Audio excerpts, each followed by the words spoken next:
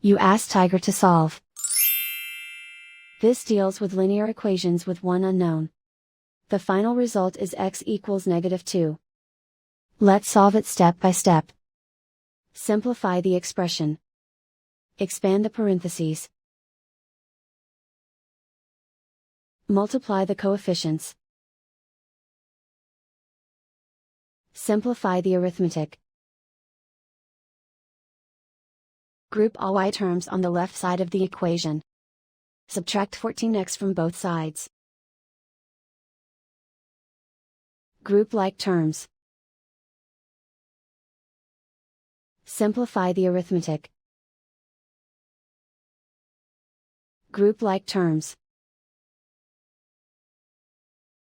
Simplify the arithmetic. Group all constants on the right side of the equation. Subtract 8 from both sides. Simplify the arithmetic.